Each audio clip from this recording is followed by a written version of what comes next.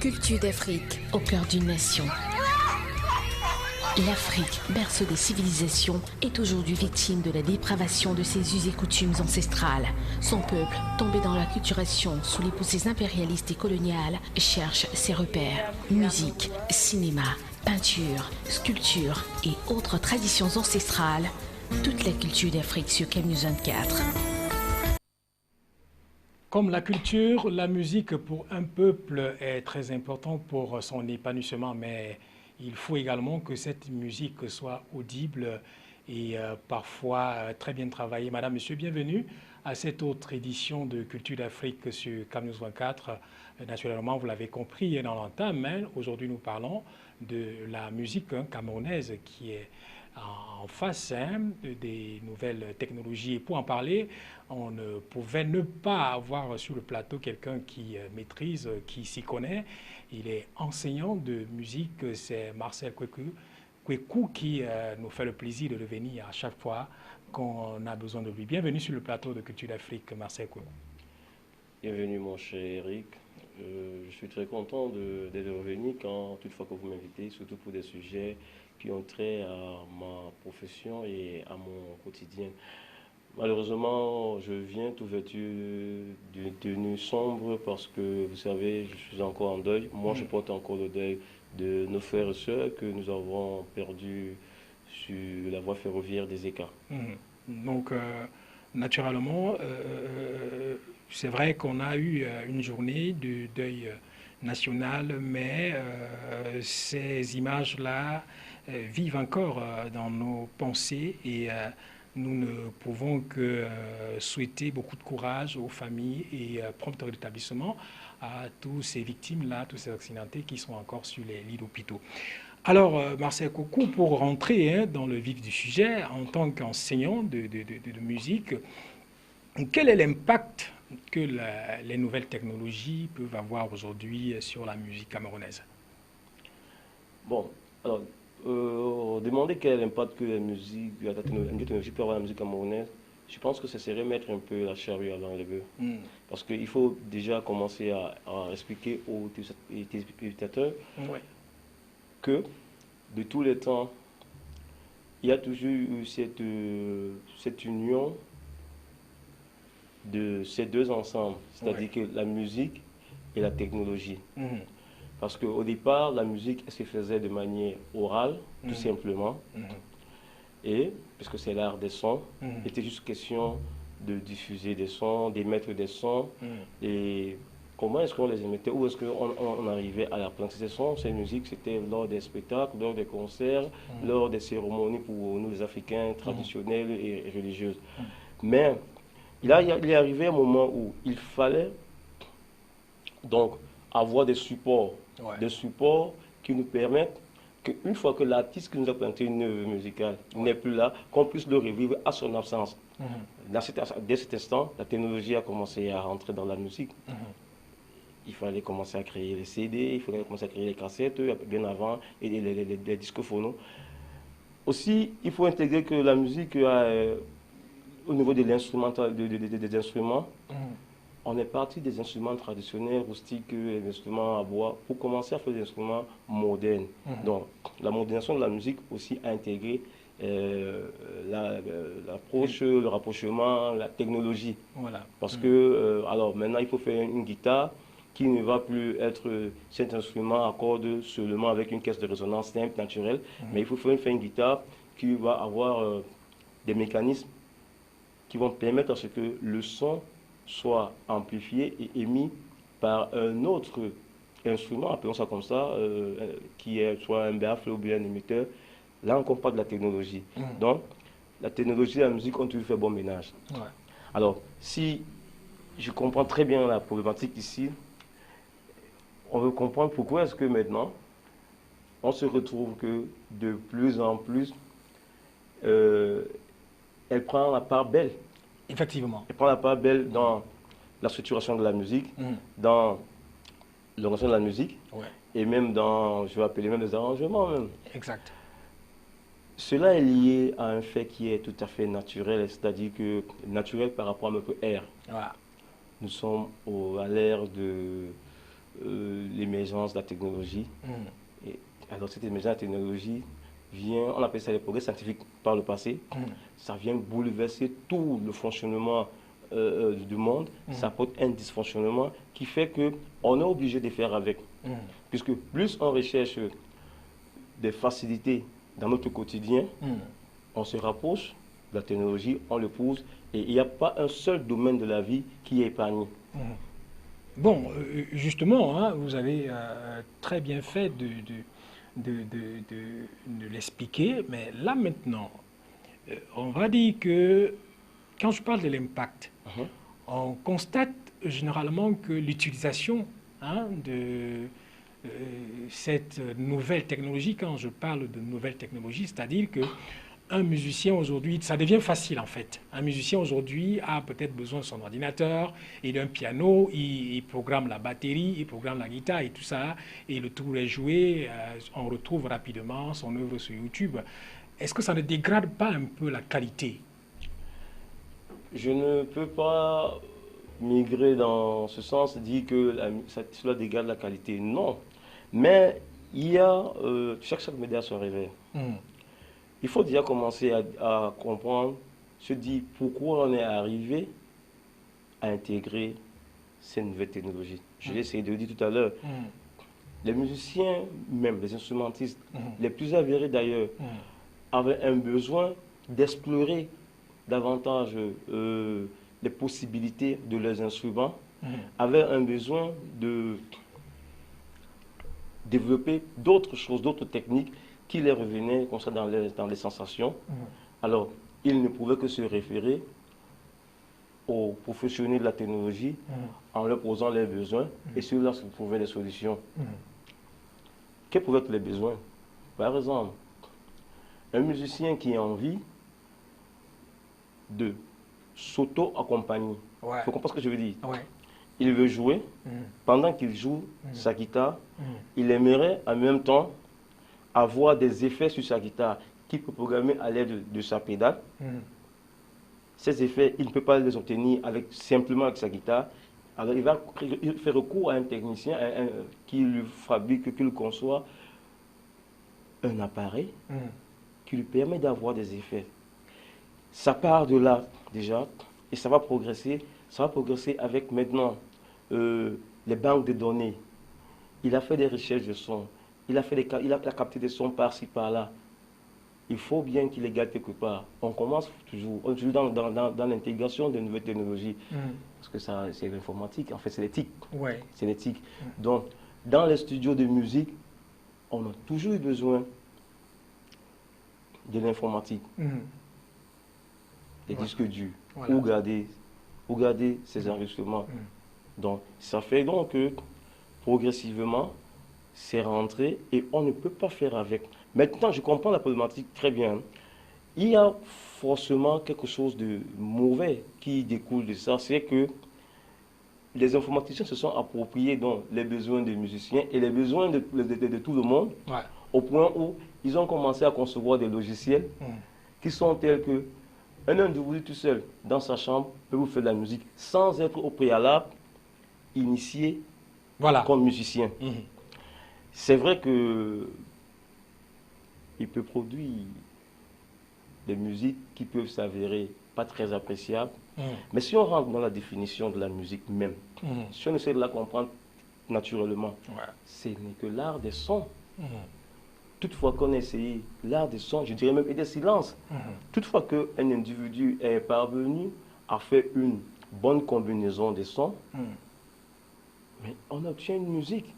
Donc, on n'a pas forcément besoin, et moi je le dis, je sais de quoi je parle, on n'a pas forcément besoin d'avoir fait des très grandes écoles d'arrangeurs ou alors de très grandes écoles de musique pour être compositeur, pour être même arrangeur. Je le dis comme ça, je sais que beaucoup de musiciens vont me taper dessus, mais je sais de quoi je parle. Parce que pour moi, toute pièce musicale commence déjà par la mélodie.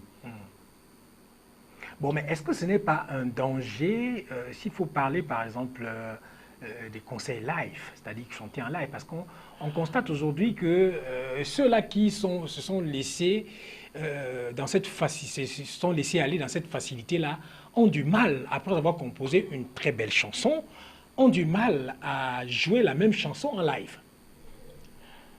Il va se passer un problème, c'est que alors, par l'impact, on revient sur la question. Il y a une influence qui est forcément positive et une autre qui est forcément négative. Ce qui est négatif, c'est que on va se poser la question, que deviendra le musicien de demain? Parce que, habitué à la facilité, il ne va plus déjà bien travailler son instrument, il ne va plus lui-même bien travailler ses cordes vocales, parce qu'il sait qu'il peut faire, il peut mettre un son, et puis avec un logiciel, il essaie de réajuster. Oui, ça développe la paresse, ça développe la faiblesse, mais aussi, ça crée des nouveaux corps de métier dans la musique. Parce qu'il faut le dire, l'arrivée des nouvelles technologies a suscité beaucoup de métiers dans la musique. Aujourd'hui, vous avez, par exemple, quand vous allez dans des studios, vous avez des gens, on vous dit, il ne fait que des beats. Je sais pas, ils ont des thèmes, surtout chez le monde, chez les gars, des rappeurs, il ne fait que des beats, il te construit des beats à la sur son laptop. C'est devenu un métier. Il fait des beats, c'est comme ça qu'ils appellent ça eux. Il fait des beats et il les vend. C'est devenu un métier. Vous avez des gens qu'on appelle, bon, les régisseurs, on a toujours eu des régisseurs, on a toujours eu des ingénieurs de son, mais ils ont, en fait, les rappeurs, par contre, ils sont trop dedans. Ils ont beaucoup de métiers qu'ils ont développés. Ceux qui font de la programmation, par exemple. Bon, la programmation, oui. Alors, voilà encore des bons exemples. La programmation a commencé. À l'époque, on faisait du live dans les studios. Les batteurs jouaient normalement. Mais il est arrivé au point où il faut programmer ses beats. Tu vois? C'est avec quoi? C'est avec des logiciels informatiques. Ça tue forcément le génie. Ça tue forcément le génie. Mais on est obligé de faire avec les deux. On va arriver au stade où on a deux classes, deux types de musiciens. On a le musicien sorti d'école, le musicien outillé, le musicien qui est dans l'âme et dans l'exercice et dans la formation musicien. Parce que lui, il a appris les rudiments, lui, il est passé par une initiation. Mais on aura aussi le musicien spontané, le musicien naturel, c'est-à-dire que l'individu lambda qui est un bon mélomane, qui sait utiliser un outil d'informatique et qui sait aussi faire des musiques avec. On a besoin des deux. On a besoin des deux. Je ne pense pas que l'un vient détruire l'existence de l'autre. On a besoin de deux. Alors, les musiciens qui n'arrivent pas à faire du live, qui n'arrivent pas à reproduire des motifs de guitare ou de piano, ce ne sont pas des instrumentistes. Bon, mais loin de là, hein, il y a parce même... que tout instrumentiste, oui. Celui qui se dit, qui prend celui, parce que je n'ai pas de corps de métier, celui qui prend pour métier instrumentiste, il est tenu d'avoir la maîtrise de son instrument. Bon, maintenant, hein, même, c'est-à-dire que le chanteur qui facilement, tu l'as dit tantôt, introduit un son dans l'ordinateur et le modifie comme il veut. Maintenant, moi j'écoute, ou alors la population écoute à la maison. Et un jour, il est sur un plateau, il annonce un concert, mais forcément, quand tu arrives sur le plateau, tu vas voir, il ne peut pas reproduire toutes les notes. Bon, je suis amateur, hein, non, c'est les notes. Il ne peut pas reproduire toutes les notes produites par l'ordinateur en live. Là, maintenant, ça crée, ça crée un déséquilibre. Oui, mais j'ai essayé de le dire, peut-être pas très bien. Là, je vais le dire. Il n'est pas, le point, c'est qu'il n'est pas un musicien professionnel. On va arriver au niveau de la professionnalisation. Le professionnel, celui qui a pris pour profession, qui exerce la musique comme profession, comme métier, il ne peut pas avoir ce genre de problème. J'essaie de le dire en parlant de l'instrumentiste. C'est tout à fait normal que le citoyen lambda qui se met dans la musique parce qu'il sait utiliser son outil informatique, que le moment venu, si tu lui demandes maintenant, on lui pose des exigences liées à ce métier sur le plan de manière professionnelle, qu'il ne répondent pas à ces exigences. C'est tout à fait normal. Le problème, c'est que cette facilité fait qu'aujourd'hui, c'est plus des musiciens non professionnels qui ont pignon sur rue. Voilà, justement, c'est de ça qu'on parle. C'est ça le problème.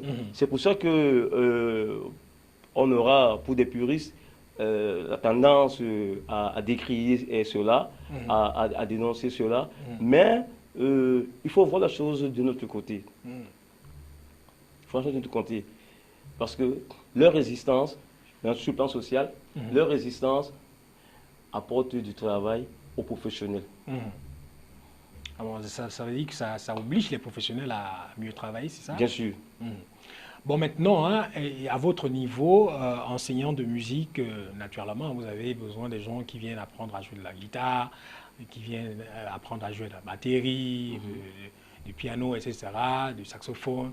Bon, mais si on trouve que c'est facile de programmer, il y a un programmeur, il y a quelqu'un qui fabrique les beats, facile d'avoir ça sur un logiciel et s'asseoir dans une chambre insonorisée et faire de la musique, vous allez faire comment? Eric, avant de répondre à cette question, ouais. est-ce qu'on se lève du jour au lendemain et on parvient à programmer? Non, il faut toujours... Pourquoi on dit que c'est facile? Bon, parce que quand cela voilà on finit de faire le voilà travail... déjà un métier en musique, programmeur. Voilà un nouveau métier qui est né, programmeur. Il faut bien que ce métier existe. Ouais. On est dans un monde de vitesse où les choses doivent aller très rapidement.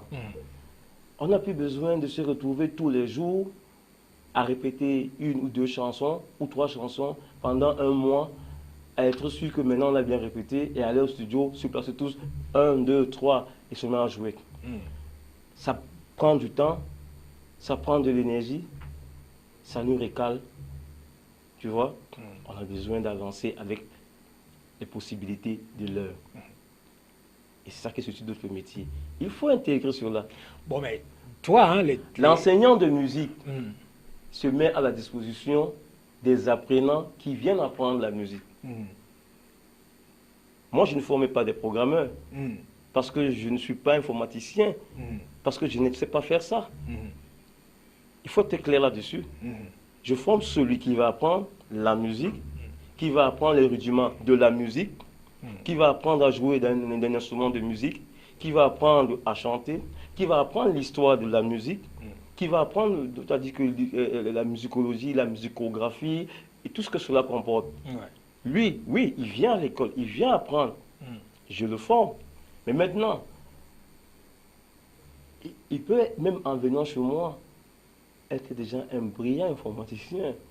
Je me permets de l'appeler comme ça. Ou bien un brillant programmeur par ailleurs. C'est pas moi qui l'ai formé. Je vais te raconter une histoire. Je me suis retrouvé un jour, j'ai déjà un élève qui vivait en France, il est maintenant au Cameroun. Il est venu apprendre la musique, solfège et piano. Il est mon élève depuis 3 ans. Et je lui ai demandé pourquoi, parce que il a étudié, je crois qu'il a fait fiscalité aux États-Unis, en France, aux États-Unis, voilà. Pourquoi est-ce qu'il vient apprendre alors qu'il a déjà un métier? Il m'a dit non, lui il veut être producteur de musique, de film. J'ai dit ah bon? Il m'a présenté son projet, c'était costaud. J'ai dit bon, mais en quoi je te serais utile? Il dit non, il veut savoir ce qu'il fait. Tous les compartiments de son projet, il veut les maîtriser un peu. On a commencé à travailler, j'ai commencé à donner les cours normalement. Un beau jour, j'étais en retard parce que c'était le cours à domicile. Et quand j'arrive, j'écoute des musiques qui jouent, une très bonne musique qui jouait. 1, 2, 3 gens, c'était lui et son ordinateur, combiné avec le piano, le synthé. Ah bon, c'est toi qui fais ça? Je t'avoue que moi, je ne peux pas faire ces musiques. Pour les faire, ça me prendra du temps. Il faut que je les écrive, que je les pense. Ce n'est pas évident. Mais lui, il arrive à les faire. Sans toutefois être, à la base, un musicien initié. Un musicien professionnel. Maintenant, s'il parvient à faire ce genre de musique, et qu'il faille les reproduire sur le plan scénique, Ça donne du métier à qui? Ça donne du boulot à qui? Je me permets d'utiliser cette expression. À l'instrumentiste professionnel. Voilà. Or, l'amalgame, c'est que ces pseudo-musiciens, très souvent, quand ils se retrouvent maintenant à faire des scènes, ils oublient qu'ils ne sont pas des professionnels. Ils veulent eux-mêmes se retrouver en train de jouer, à ravir la vedette aux professionnels et ils vous présentent le résultat qu'on a souvent déploré. Voilà, même s'ils font recours aux professionnels, ils vont vous reproduire exactement ce que lui a conçu avec son ordinateur. C'est très facile.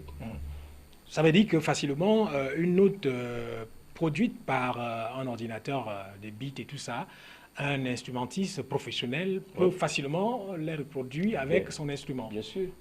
Ça veut dire que, en quelque sorte, là, ça répond à ma préoccupation et peut-être celle des téléspectateurs aujourd'hui, qu'avec l'arrivée de ces nouvelles technologies, ça ne va pas complètement faire disparaître le métier d'instrumentiste. Mais non, jamais. Jamais. Si tu veux être guitariste, tu vas apprendre à jouer la guitare. Ouais, effectivement. Si tu veux apprendre, j'ai vu des logiciels où il y a déjà des guitares incorporées dans des laptops. Mais si tu veux apprendre à jouer la guitare, tu es guitariste, ce n'est pas là-bas que tu vas l'apprendre. Je suis désolé. Il faut apprendre à tenir une guitare, il faut apprendre la tablature, il faut apprendre à plaquer les cordes, il faut apprendre... Donc, c'est avec un instrument que tu vas le faire. Et là, c'est l'initiation. Après, ça va aboutir à la professionnalisation.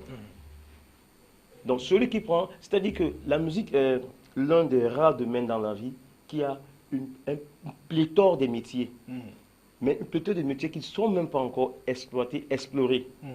Tu vois? Et l'union, enfin, l'arrivée des nouvelles technologies vient davantage mettre en exergue tous ces corps de métiers liés à la musique et qui ont le droit d'exister. Mais cela n'empêche pas qu'on dénonce l'arrivée massive des pseudo-musiciens parce que, bon, voilà, pour moi, un musicien, c'est pas seulement celui professionnel, hein, c'est pas seulement celui qui sait tenir d'un instrument. Pour moi, un bon mélomane est un musicien.